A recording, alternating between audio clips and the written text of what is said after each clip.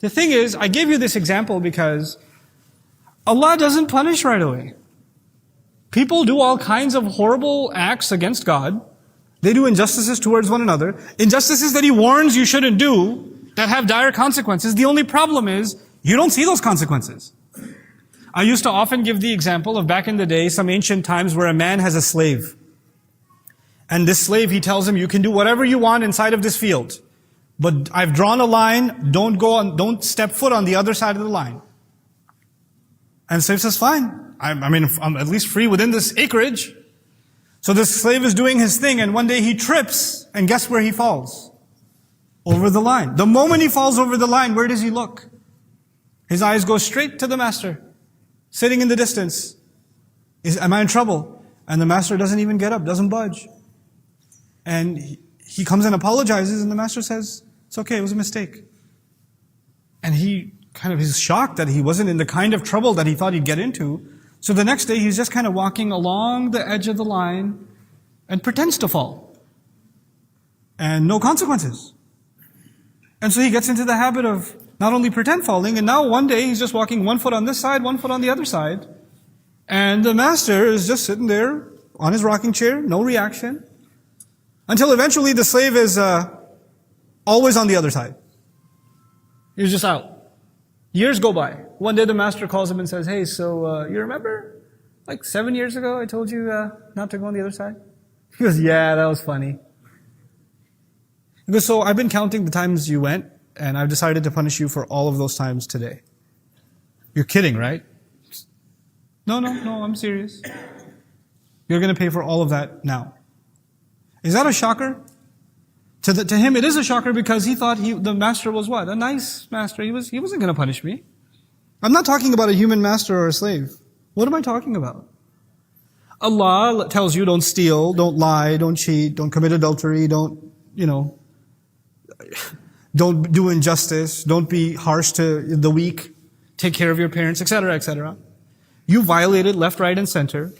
You don't see any consequences. You lied. There's no lightning strike from the sky cutting off your tongue. That doesn't happen. You don't steal and get electrocuted in your hand. Allah could, He doesn't. That doesn't happen. You hurt someone, but you don't lose the ability to use your hand ever again. That doesn't happen. There are apparently no consequences. I keep getting away. Like in the laws of nature, when I break the laws of nature, if I jump off a second floor building, my bones will break. But when I break the laws of God, the laws of morality, I don't seem to have any consequences. Allah is way too kareem, way too generous. And a person starts thinking about the generosity of Allah and starts assuming that that generosity must mean that He is not willing to punish me. He's not willing to bring me to account, not willing to hold me accountable for what I've done. So Allah asks a very penetrating question: what in the world was powerful enough to delude you from your gracious master? Is it the grace of your master, the karama of your master? Is that why you got confused? You took advantage of it? You remember I told you people who deny the afterlife and say, Allah, come on, He wouldn't. Those people. مَا غَرَّكَ بِرَبِّكَ الْكَرِيمِ. The other side of this, when Allah is noble, it also suggests that Allah treated you with nobility. Allah treated you with respect. He honored human beings. وَلَقَدْ كَرَّمْنَا بَنِي آدَمَ. Allah is Kareem, and He did takreem. Allah is noble Himself, Allah is gracious Himself, and He graced humanity. He graced us with the gift of speech, with this profound intellect that He gave the human being, the gift of imagination. He gave us the gift of revelation. He gave us all these profound gifts that other creations did not receive. I have given you so much. What was on the other end that was so much more compelling that you abandoned me? Allah is asking. مَا غَرَّكَ بِرَبِّكَ الْكَرِيمِ. Was my grace to you not enough? That you found something else more attractive?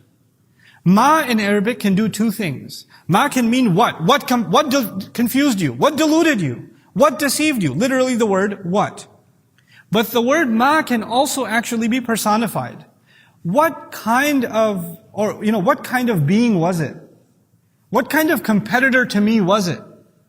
You know how you say sometimes you use the word what for a person? Like, what kind of person are you? What kind of teacher is he? So Allah is saying, what kind of competitor to me was it that deluded you and took you away from your noble master? The master who treated you with nobility. The master who himself deserves nobility. Because every time you defy his commandments, it's like you don't acknowledge how noble he is. You have no regard and no respect for him. You know, when you abide by your parents' advice or counsel or their request, then you're honoring them. When you abide by the laws of a society, you're respecting the laws of society. You're not just obeying the laws of that society, you're respecting the laws of that society. When we're abiding by the commandments of Allah, we're actually honoring Allah, not just obeying Him. Therefore, disobeying Allah's commandments is actually a denial of Allah's nobility, His grace, His greatness. مَا غَرَّكَ بِرَبِّكَ الْكَرِيمِ. And then he makes this profound statement. There's somewhat of what might seem at first glance as a redundancy here, but I'll try to explain it to you bit by bit so it'll make sense. First I'll translate. الَّذِي خَلَقَكَ فَسَوَّاكَ فَعَدَلَكَ فِي أَيِّ صُورَةٍ مَا شَاءَ رَكَّبَكَ. This is one continuous statement. Meaning your master who created you, who then balanced you or evened you out. Sawwaka, you can also translate as, and he put finishing touches on you. You know, first the wall is made with the ancient bricks and stone, and then there's a plaster that smooths out and makes everything even. That's taswiyah. To put the finishing touches on something. So He didn't just make you raw, He actually put refined finishing touches on you. This is the nature of how Allah creates. سَبِّحِ اسْمَ رَبِّكَ الْأَعْلَى الَّذِي خَلَقَ فَسَوَّى. So here, خَلَقَكَ فَسَوَّاكَ. Same words again. He creates, and then He puts finishing touches. He beautifies. He didn't just make the orange, He designed the gorgeous peel. You know? He didn't just make the animal, He colored the fur. He did all kinds of finishing touches on creatures and on humanity.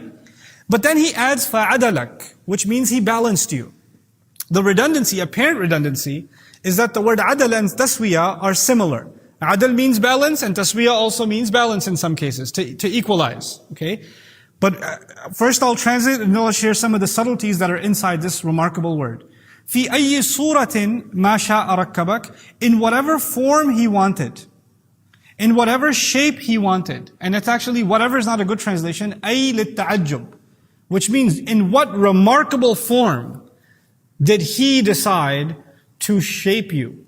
And to build you piece by piece. Rakkabak, actually to put together layer after layer after layer. I'll get into the etymology a little later. So for now, the first thing. When Allah describes His creative power, He usually mentions two things. Either He mentions one, He created. الَّذِي خَلَقَ. Or He'll say, for example, خَالِقُ كُلِّ شَيْءٍ, the creator of all things. But when He speaks about all creation, the most elaborate description that you get is الَّذِي خَلَقَ فَسَوَّى. He created and He put finishing touches. He balanced. He, evened out. That's the kind of verbiage you find. For human beings, Allah used an additional term, فَعَدَلَكَ. And He made you even. Now it's already even like every other creation, but apparently Allah is saying there's a level of evenness or balance to the human being that wasn't granted to any other creature. And so an additional word is necessary to illustrate how human beings are actually different in the way Allah created them from all other creation. Al-'idl nisfu al-himl yakun ala ahadi janbay al-ba'ir. Idl in Arabic, from which the word balance comes, is actually, when they used to load stuff on a camel, you can't really put stuff on top of a camel because it's kind of a narrow back. So you have to load stuff on the sides.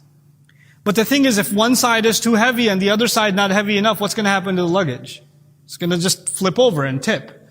So you have to balance the weight on this side with the other side. One of the sides is called idl, the other is called ma'dul. That's actually what those words are used for. So that you have equal weight on both sides so the camel can actually move. The idea is, from the way that the word is used, is muwazanatu thiqlin fi janib bi thiqlin fi janib akhar hatta yattazina, to put one thing on one end and another on the other end to balance those two things out. By using that word, Allah is commenting on the nature of human beings and the way He designed us, that there are actually opposing forces inside of us that balance each other out. There are tendencies, there's anger on the one hand and mercy on the other. And they're both necessary. There are some things that necessitate your anger, and at the same time, there are things that necessitate mercy. There's strength and delicacy. There are some things that require all of your might, and other things that require you to be very crafty and very delicate. There's your mind and your heart. Your mind is a rational, machine. It calculates, it makes decisions. But there are many decisions that you cannot just make purely based on reason. You have to actually involve emotion. You have to be merciful in your decision, patient in your decision, kind in your decision. Those are not rational forces.